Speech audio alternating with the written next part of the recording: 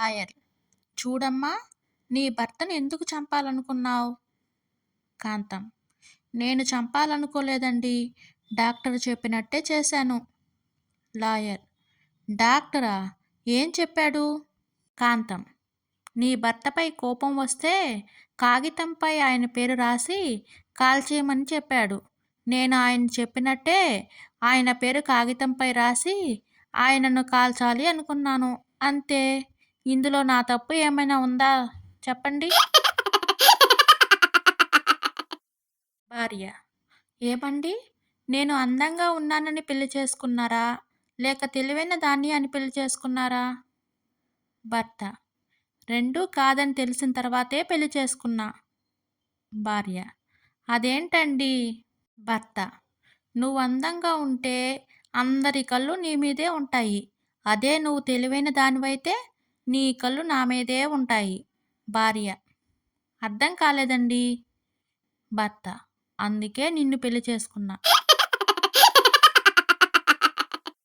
వాణి. Sir, బియ్యం తీసుకొస్తానని 10 రోజుల క్రితం ఇంటి నుంచి వెళ్ళిన మా ఆయన ఇంకా తిరిగి రాలేదు. పోలీస్. మరి ఇంతకాలం ఏం చేశారు మేడం? వాణి. ఏం చేస్తాం, ఉప్మా, మ్యాగీ, ఫ్రూట్స్, టిఫిన్స్తో మేనేజ్ చేస్తూ వచ్చాను. టీచర్. ఆరోగ్యం బాగోలేదని 10 రోజులు స్కూల్కి రాలేదు. డాక్టర్ సర్టిఫికేట్ తీసుకురమ్మన్నా. తెచ్చావా చింటూ? చింటూ. చాలా పోరాడాను టీచర్. నేను కష్టపడి చదివి సంపాదించుకున్నా. చస్తే ఇవ్వను పో అన్నాడు టీచర్. రమ. ఏమే ఉమా, నువ్వు ఉతికితే బట్టలు అంత తెల్లగా ఎలా ఉంటున్నాయి? సీక్రెట్ ఏంటో నాకు చెప్పరాదు? ఉమా.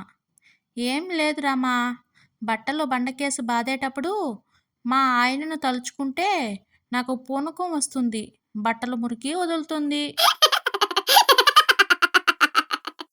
తండ్రి. ఏరా రాము, ఉదయం నుంచి ఫోన్ పట్టుకుని వదలడం లేదు? రాము. నాకు డౌట్ నాన్న, అది క్లారిఫై అవ్వడం లేదు.